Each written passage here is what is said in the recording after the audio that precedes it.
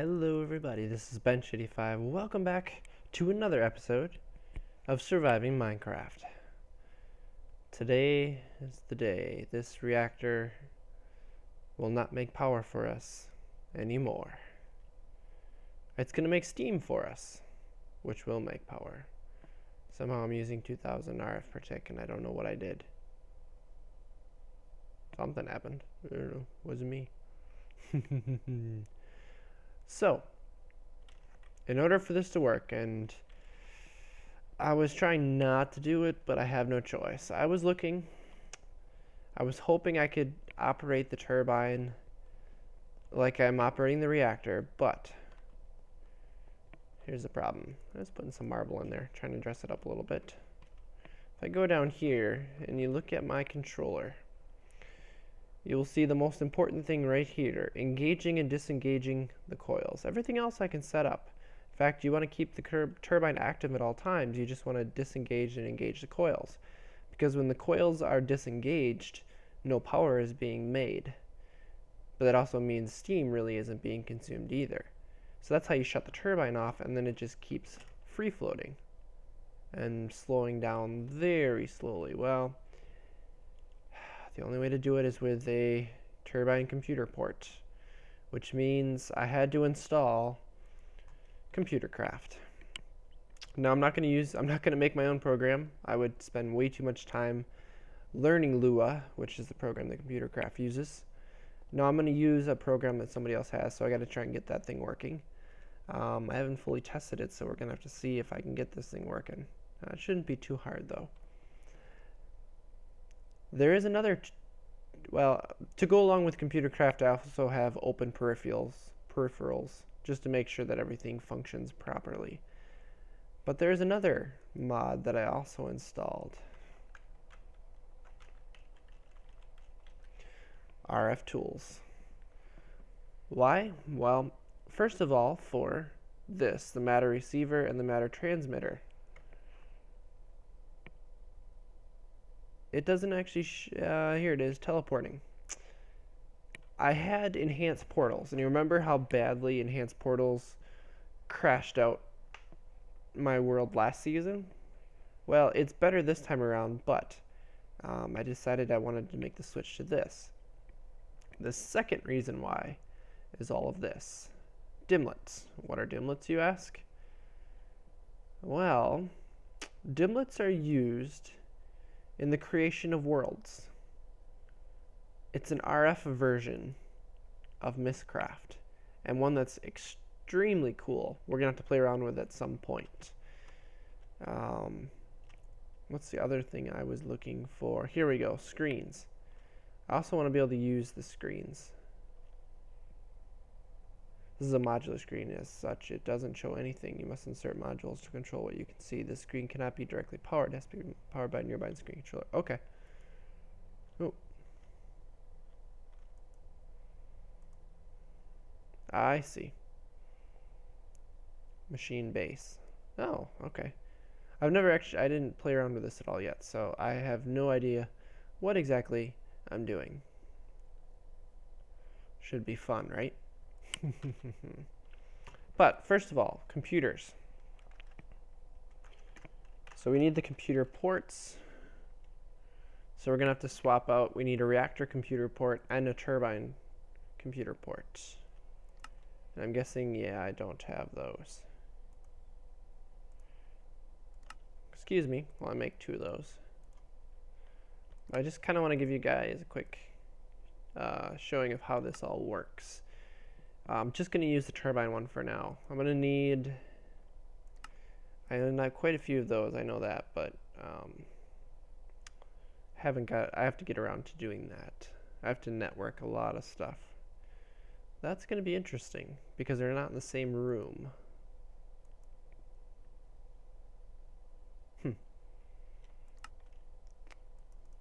Yeah, let's just grab some cable just for the heck of it.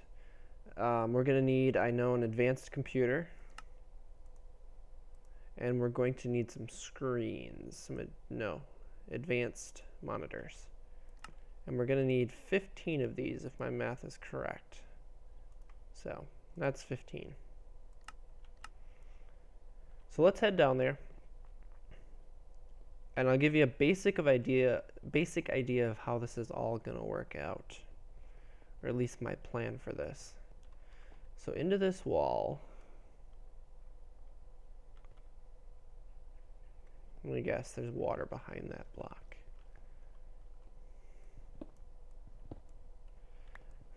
The answer is most likely yes.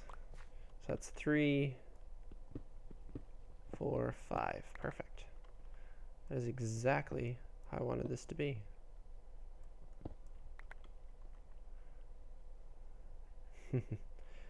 Okay, to make this so it doesn't get hurt or nothing bad happens, we're going to do this. Oh, never mind. There's no water. Haha, that was totally wrong. So we're going to utilize our screens here. So this is going to be where the main control is, right here. This is where everything's going to be displayed for our turbine and our reactor. Everything we need to know. Where am I going to put the computer? I'm not sure, actually. I'm tempted to just stick it underneath here, because I shouldn't have to access it once everything starts working. And I just want to see if no such program.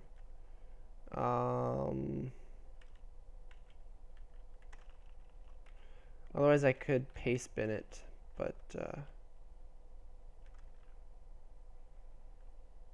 I tried copying over from one setup to the next, and I'm not sure if I have it all such thing, but I can put in the paste bin get, and then I have to put in the links. Just for an example, let me grab the first one here. You've got 8D, 0 capital J's, 5QI, and I am not clicked on there, and that would be a problem. So let's put that back into there. Oh, lovely. I love when things work really well. So you want that. That's the pastebin code, the designation. So when you look at the pastebin, it's like pastebin.com/ that's the code after it. And then you want to put in what you want to call it. So I'm going to call it controller, and you can see it downloaded as controller. So put it into its list. Not a big deal. You're also going to need, I suppose I can grab all of these. Let me delete this back out. Oop. The next one is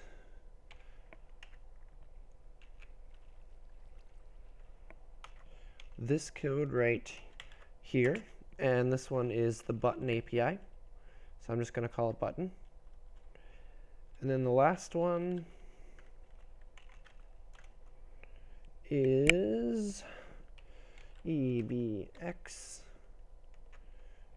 WWLGG, and this one is the capacitor relay. So I'm just going to call it capacitor. Capacitor. That's better. So we'll grab that one. And so now if I put in controller like this and press enter, you'll see it's got a problem because it's not finding the modems.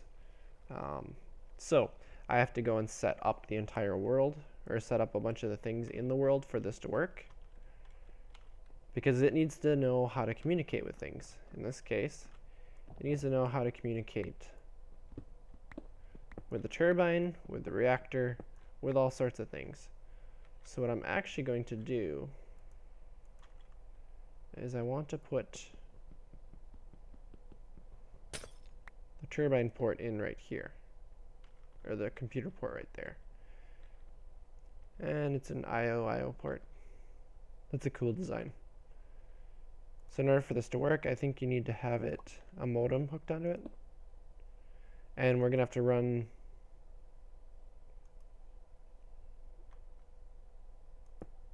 cabling like such. And we're going to have to hook this baby up to up there. We're going to need a lot of cabling, and we're going to need a lot of cable management. This could get tricky, especially when we start getting this set up here. But basically this code, if you're not familiar with it, it's a modification to Direwolf 20's reactor controller that somebody did, but the greatest thing is that it works with multiple turbines. In fact, it'll work with many, many turbines. So I have to go through and I have to wire all of this up. It's going to be an absolute pain. I'm probably going to run the wiring up like right here.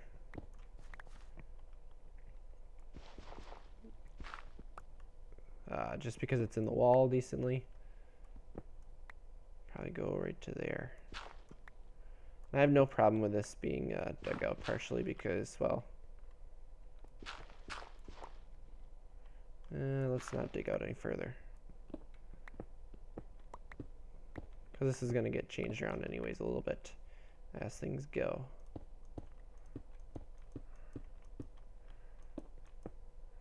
So, it's going to take some time. So, I'm not going to make you guys sit around and watch this. So, I'm going to see if I can get this thing hooked up and get the controller operating. Because then we're going to have to do the next step because we have to hook up the turbine here to the reactor as far as steam goes. And this is going to take some time. So I will be back in just a bit. Now on the opposite side, I think I would like to put in a vibrant capacitor bank. I want a large amount of power being available to us, and I think it'll look cool. So I need 15 of these, which means 60 octadic capacitors plus these. Whew. Well, the good news is it'll autocraft for me, except we're missing glowstone. You know what that means? Do the nether. Alright, so I laid the capacitors in. Nothing too special, just placed them in. Took a little bit to craft them up, but the next thing we got to worry about is power, or pulling power out of the turbine. Now, I was using these guys, you know, 640, we went up to 5,000 here. That's what we have in place right now. These guys will output 20,000 RF per tick. Here's the problem, the turbine's going to produce close to 28. This is not going to work. So I think we need to start looking at the flux ducts. So we've got the standard right here. Produces or transfers 200 RF per tick. Well, that's not going to work. 800 RF per tick. No, that's not going to work. 8,000. No, not quite. 32,000 would work, but if we get multiple turbines, well, that's not going to work. So we're left with this one, cryo-stabilized flux ducts, infinite RF per tick. These things are amazing. However, they aren't cheap. You need a lot of electrum, which is doable.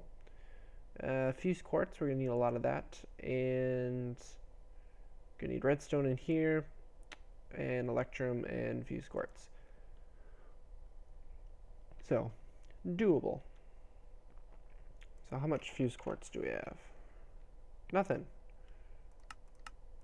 Let's just craft up a bunch here. I know I have a lot of quartz, so I'm not too concerned. Yeah, 20,000, thanks to my bees. Ho ho ho. We've got a lot of nether quartz. Now this is going to take a little while to cook up. At the same time, we're also going to need a bunch of electrum, and I don't think I have the ability to craft electrum. No. Just silver and gold.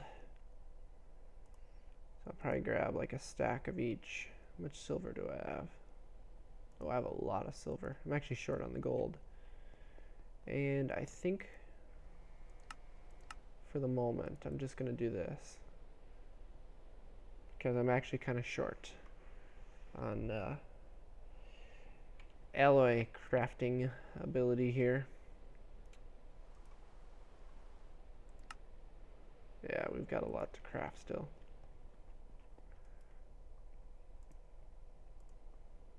No, we're gonna need these guys. So let's just craft up some of these guys. I'm not sure I want to make, let's get, yeah, 60 of them. And how much does it require?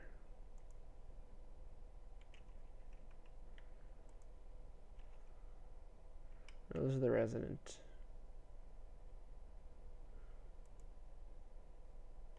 Yeah, those are the empties. I want the, here it is. So it takes 200 per. We have 60 of them. So that means we need 120. I don't remember my math here. I think these produce 200. So if I recall correctly, it should just be a straight one-to-one type deal. So let's make a bunch of these. And these are going to go back into my chest back there, which I'm going to have to pull them out of. Yeah. So we'll just ask it to grab these guys. So it'll pull it back into the system. Not a problem, which will allow us to craft with them. Now the cryo is the next step. So we're going to take these guys, which we are just making right now, and that gives us one of these cryos. Now I don't know how far I can actually go with this.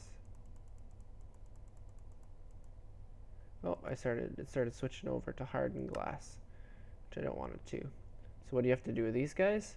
Well, we have to fill it with cryothium to get cryo-stabilized. So I've been storing up Liz powder so we can get a lot. And if that's not enough, I should have, I got a bunch of snowballs here. I can use snowballs actually. Oh, apparently, okay.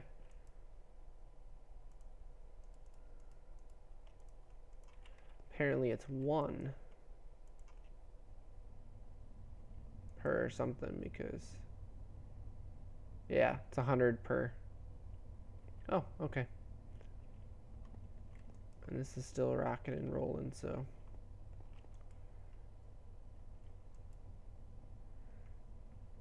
That's quite clear glass. We should have a bunch of fused coming out. Yep.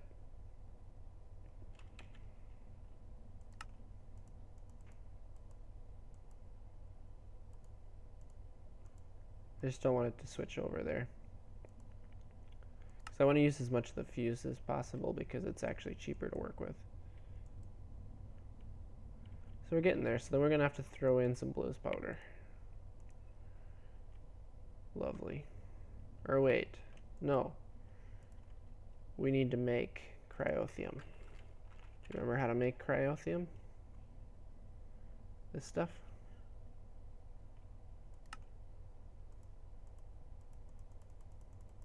I don't remember how much I'm going to need. So we're just going to make like a stack of it. Perfect. Because I don't think I had any in here, right? No. And make sure there's nothing in here. Perfect. Let's cook some up. Okay, so it's 250, so 2 of them per one of these guys. And these things are amazing looking. Oh, those are going to go back into the system too.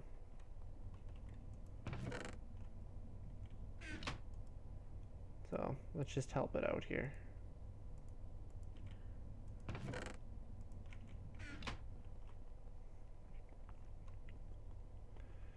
And that's all there is to it. Makes it sound simple, right? So I put 64 in here. I'm going to need 56 then. Probably don't have enough stuff somewhere. I'm going to run out of something. Snowballs. So close. 56. We made it. Perfect. So this is actually going to start filling up now. That's okay. Not a problem. So we should be able to start making these guys again. Oh, we're out of electrum.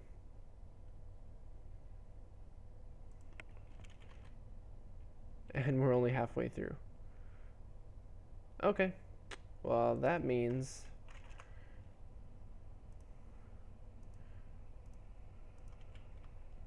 another stack of each.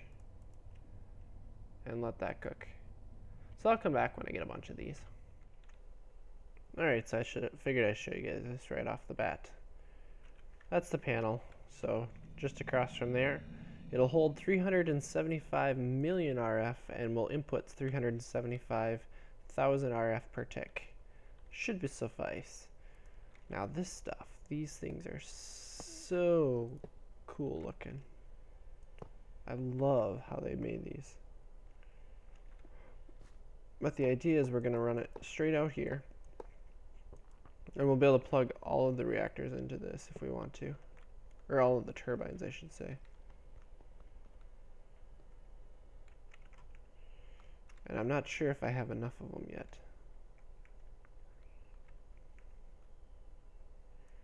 But I think I want to just run it right out here because, like I said, it looks amazing.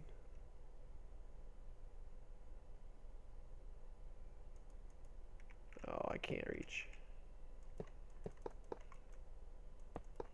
Even though we're gonna probably run right in front of this other turbine here. I don't know, maybe I'll change how I have it at some point. But I don't know. That conduit just looks amazing though. Apparently we had enough of these. Because this will just run right to here. Perfect. So now we basically got infinite RF per tick transferability from the turbine straight up to our capacitor bank. Oh yeah, I like that. I want to see what it looks like from above. Oh, that looks cool. Come over here, you see that line? Oh yeah.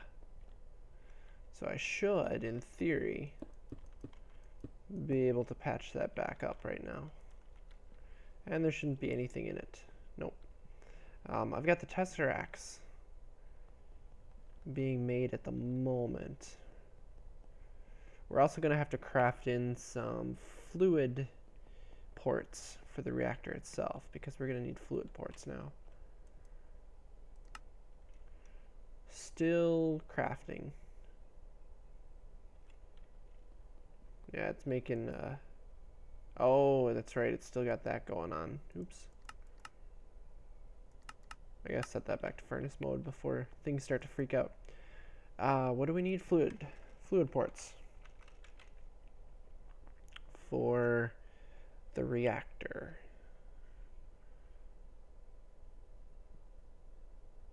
And apparently I'm blind. So we'll just do this. Reactor, turbine fluid port, reactor access port, coolant port. Here we go. Of course, we need casing.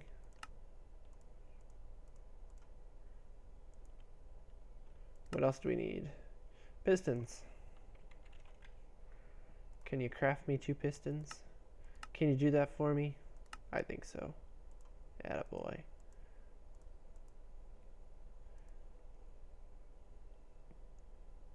Oh, that was a bucket. And actually, I want to craft one more.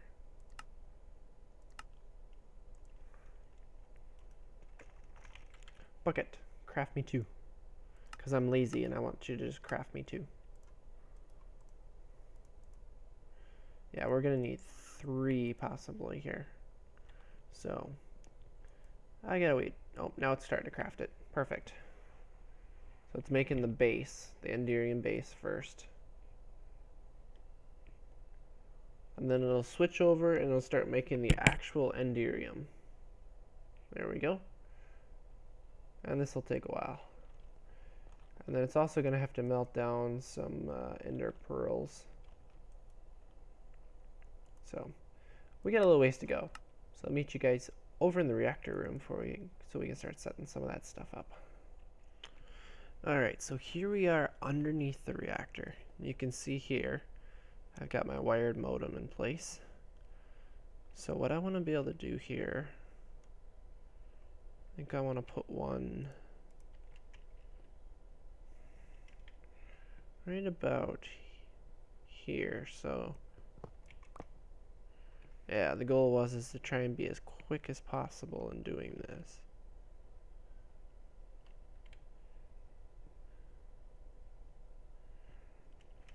I was debating on whether I put one above.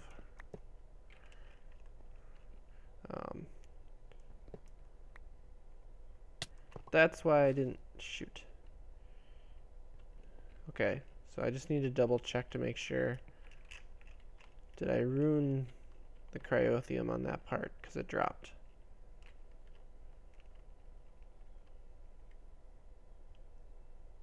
Yep, see? It's not what it should be anymore. Well, I guess I'll have to make up some more and fix that. No big deal. So what are we going to put under here? Well, we've got a lot of tesseracts here. And we're going to start putting in some new ones. So we want one for reactor water.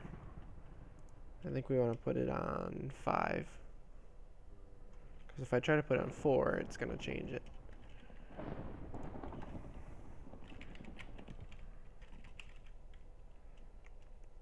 So we want reactor water.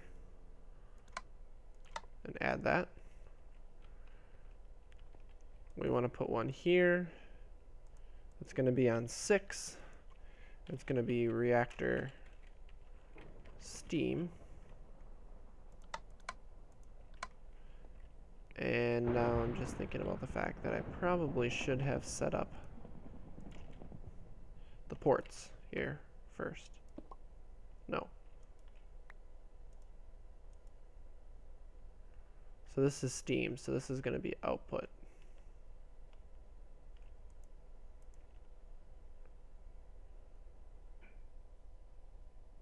Frequency, where's the one? Here we go. Okay, so that's reactor steam. Perfect. Ignored. And we wanted to send...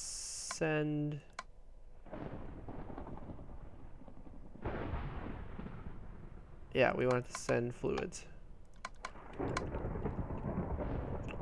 And this guy I have to double check as well. Okay, that one is set for input. Perfect. This one's going to receive fluid. Always active. Okay, now we got it set. And what I want this one to do, and I'm going to turn this one off for now, I want this one to be set for water. The reason being is we need to get water into the system first. Once it's in there, we should be able to close loop it. Now I'm curious. This guy is probably... Yeah, he's in the other mode because he's asking for power. Which means we gotta go set this up quickly.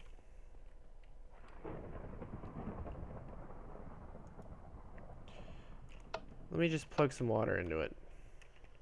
Oh. Now if I check water, steam. Perfect. Let's fly over to our turbine room because it's so much faster. Now we gotta go down to the bottom of here and we gotta do exactly the opposite. So we have an input here and I need to get to this port right here. This one needs to be output.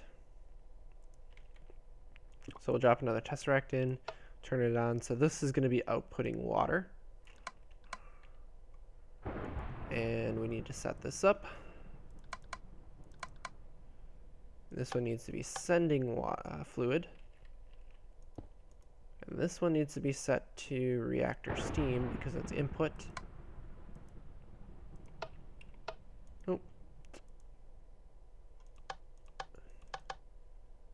and receiving. Okay.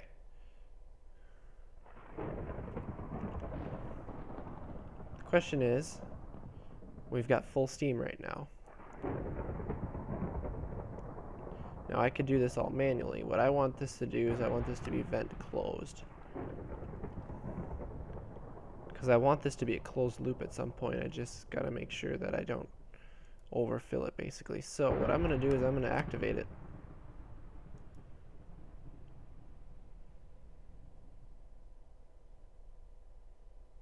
And disengage the coils.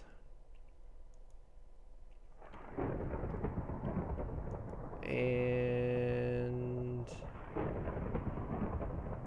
oh, there we go.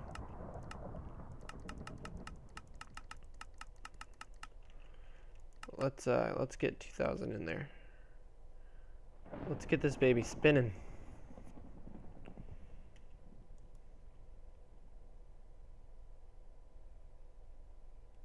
And it's gonna take a while to spool up. But we've got ourselves a reactor or a turbine. I didn't even check to see what are we producing. We are producing 0 RF per tick at the moment. Now the key thing here is you want to get it somewhere around 900 to 1800. So the balance point now is going to be figuring out how much water does the system need. Because if the turbine fills up with water, it will slow down to a stop. If it doesn't have enough water, well, it's not going to speed up because it doesn't have enough water, it doesn't have enough steam. So at this point, what I'm going to do is I'm going to shut this guy off. So I just want to see what's going on here. See, right now we're doing okay because it keeps sending stuff back. As it produces steam, the temperature comes down, which means fuel usage comes down. Things are looking good. We got to see if this actually spins up. I'm doing this manually first because I want to know what it's capable of. Oh, that looks so cool. I want to know what it's capable of in manual mode before I try and engage the computer so that I can work out any bugs in the computer system. Oh, that's right. It's not going to produce any RF right now because the coils are not engaged. If I engage the coils, you can see we're producing power, but it'll speed up slower, so I'm going to keep them disengaged so that we can get a lot of speed into it. This thing should be able to produce quite a bit.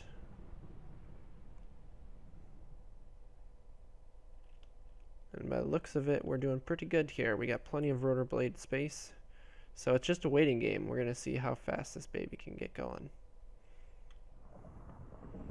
Now we're getting close to the first sweet spot here, which is at 900 RPM, which is considered a slow speed. So I'm going to engage it and just see where we're at.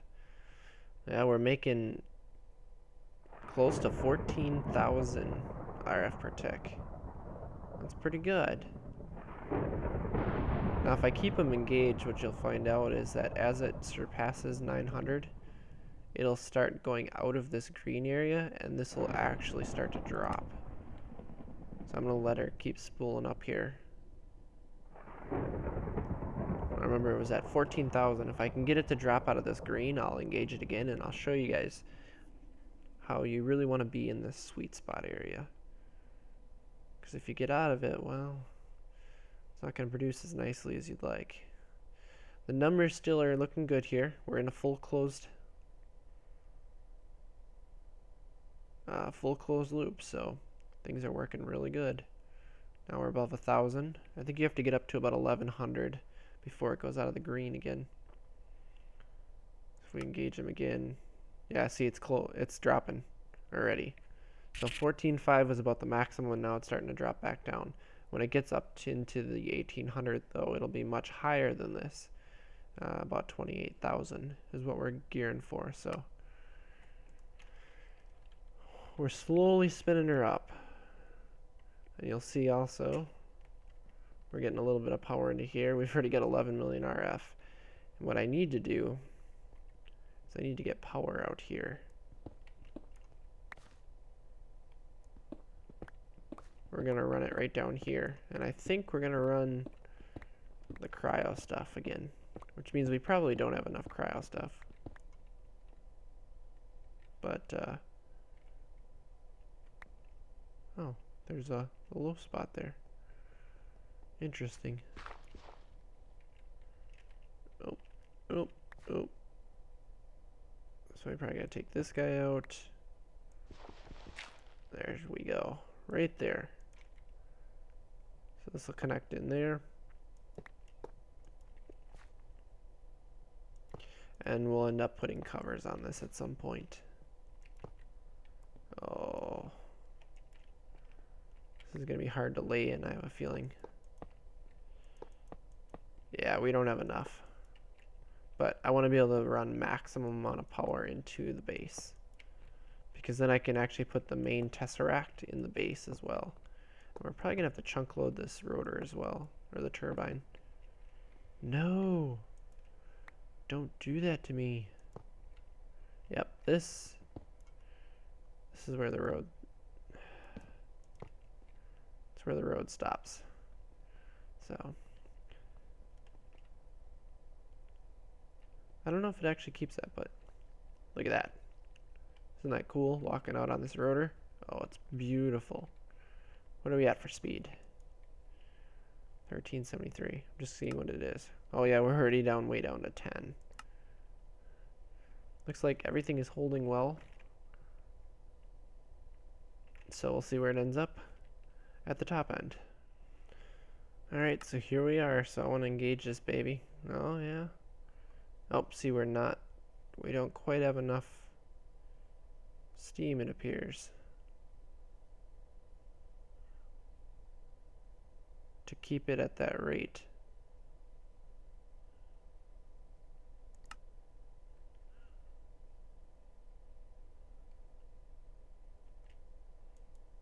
So we may have to go and check on our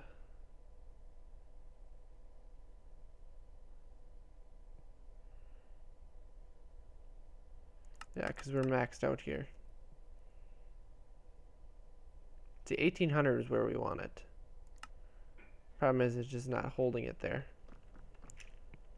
Now, I have no problem with it just pumping energy into here right now. Look at that, 28,000. I've also got the capacitor sitting on there because I need power in my base. I realize I have 0 power right now because there's nothing, I mean nothing, coming from the reactor anymore.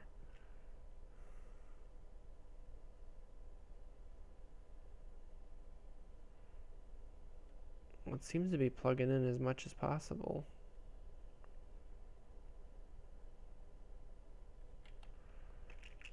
I wonder if the water in it does anything.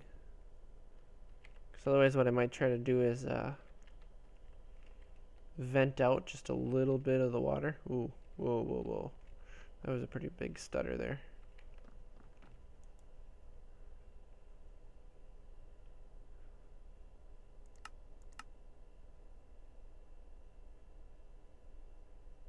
Oh, look at that.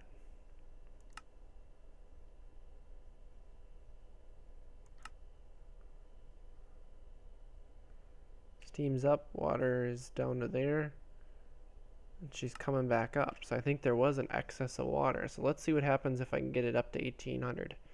Maybe we do have a good setup and there's just too much water.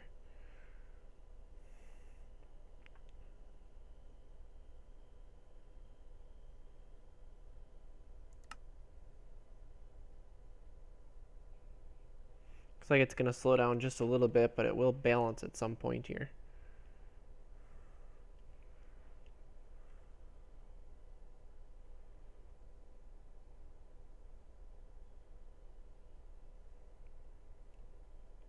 Cool. I think it is working.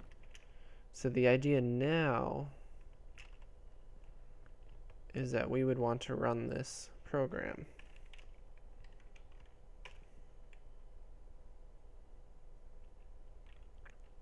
So it seems to be having an issue with my control rods, maybe.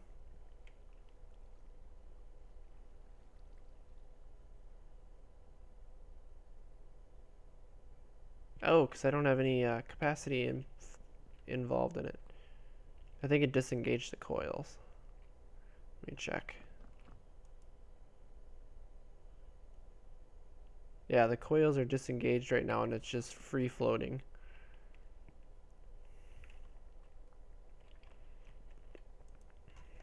So let me Control T to terminate. I need another modem is what I need. And I need more cryo tubes. Oh. So I'm going to stick this back in there. It's going to start draining.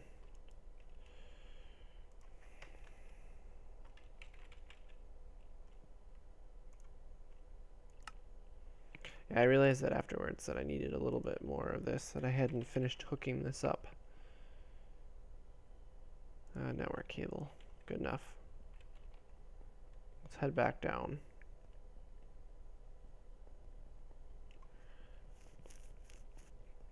I think the problem is that it doesn't know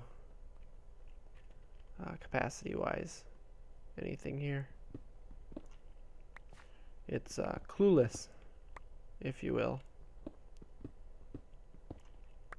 I think I'm gonna have to do it right here. At least to get past there.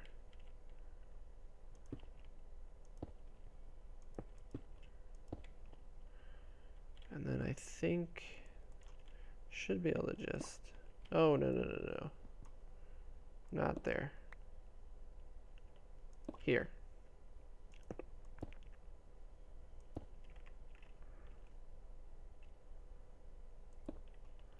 And then I should be able to start it. And let's try it again.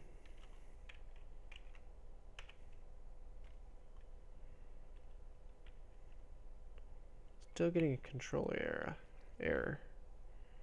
I wonder if I have to start up the capacitor one first. Nope. Oh, yep, I have to set some of the programming. I'm gonna have to play around with this, so hold on a minute. Alright guys, a quick rundown of what I had to do to get this baby working, because it is working now. Oh, I'm so happy. So, I don't remember if I had to show this, but I had to have a second computer over here. I realize that now. This is the one that runs the capacitor program. This is the one that runs the controller. The second thing that I kept messing up, and I'm not going to be able to get out of here. I'm actually angry. I got auto smelt on this stupid pick, so I'm going to have to reset the darn, or make a new one, because that's the worst thing possible. You have to have a modem for each peripheral, otherwise it gets really screwed up. It gets so confused. Right now I do not have the program running, so. And this guy is getting down there again, which is good. So the monitor, I guess, doesn't really matter for engine control, stuff like that, because it's not being used there. Let's see, if I shut this program down, let me quick edit it. The important thing to note when you do this, total capacitors, I have 15 capacitors in this bank, so it has to know that. It has to know where it's coming from. So the power monitor here is on the back side, and the capacitor is coming in on the top side, and the modem going out to the other computer on the other side is on the bottom. Those are the important things to note. The other thing, I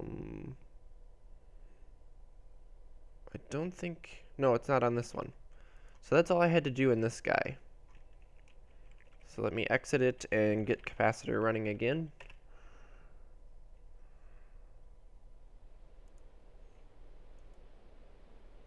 There we go. Should keep running. Perfect. On this side, let me quick edit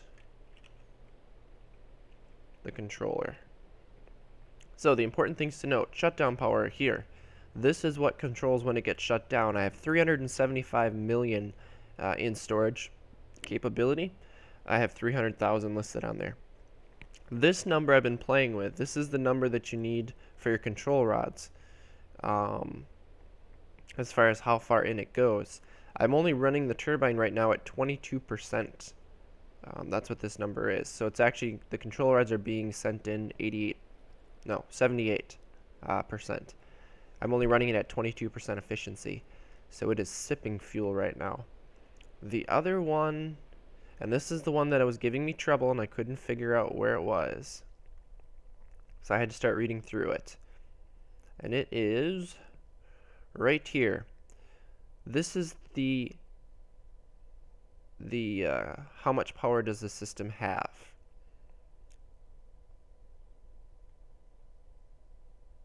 It needs the monitor. So the monitor needs to be going as well. That's why the monitor's on there. So right now it's at 200 million just to make it work. So if I exit and I run controller, it'll start going. Reactor just came back online because it's got to get the RPM back up to speed here. And you'll notice as soon as it gets the RPM back up to speed, it'll shut itself back down. There, it shut down, and we are within range now. So it's just going to float. Now it's watching this. This would need to get down to 200,000. Because that's what I have it set at right now. And I have tested it and it does work. So at 200,000, this will, it'll engage the coils on the turbine. It'll pump power into here. When it gets up to 300, it'll disengage the coils. And it'll monitor the reactor, and it'll keep the reactor running or turn it off depending on how far this RPM falls. Right now you can see the control rods are inputted about 100, well, it is at 100%, so the reactor is completely shut off right now. But the reactor's on. So what it does is it keeps the reactor on 100% of the time. It just uses the control rods to control how much fuel is being used and how much is being produced. So everything is running. And I also ran this line out. Figured I'd show you guys this quick. I know my episode's getting a little long. There's been a lot going on with this. So I've got it running up. And I gotta go downstairs. Right now it's running into this capacitor bank, which is powering our entire base. Right now it is all functioning, but I want to be able to increase the speed of our processing, so I'm running a line underneath here, and it'll hook in. But we're going to do that in a different episode, probably next episode. We're going to rework some of our, oh yeah, up, not down. Rework some of our power setup here, but because I want this to be able to run full bore basically. What I'm actually going to do, I'm going to kick in a little bit more tin into my system. But this will function as is at this speed on its own. But I want to increase the amount of processing capability so that thing, I can basically turn the digital miner on. The system will sense that it has it in there, and it'll start pumping stuff out. At least would be the idea. So where are we at? 213. So we got a little bit to go. But otherwise, I'm calling the reactor here pretty much a finished build. Or I should say the turbine. The controller's working good. As far as I know, how this works, if I put in another turbine, I think I just have to stick a modem on it. I think they can be, because they're all running, or the modems, or I should say the turbines are all the same. I think I can hook it into the same modem on the main computer here. I don't know yet. We'll find out when we get there. But where are we at?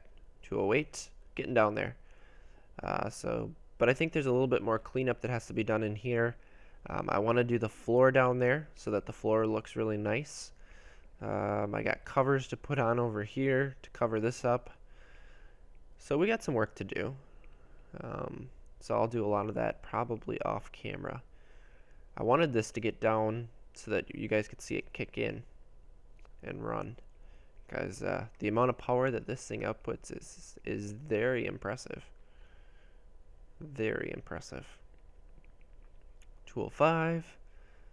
And it's pretty instantaneous. The cool part, instead of the reactor where it's got to you know, a cool down and a warm up type setup, this guy is instant on, instant off because the coil's engaging, disengaging.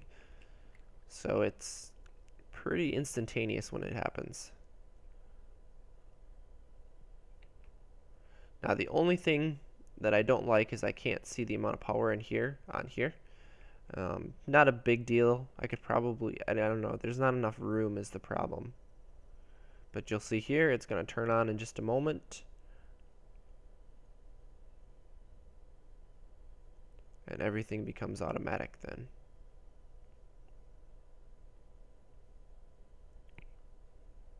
Any moment. There we go. You can see this turn red. It engaged the coil. So this is telling us right here, this turbine is making 28,000 RF per tick. This is the total. So if you have multiples, it'll do total combined. You can see here that the 22 is not quite enough because it's actually going over 1,000. We don't want that to happen. So I'm probably going to have to edit it down below 22% because we want the reactor to stay constantly on when it's needed here. So that's just playing around. You could be doing it in a test world, but I don't know. I was just doing it in this world. So basically this is going to climb until it hits 300,000 and then it shuts everything down. So it is working. So I must say it was a little bit of work getting this to function. A little bit of a crash course in Lua, a little bit, but it worked out in the end. So with that, guys, thanks for watching, and as always, take it easy.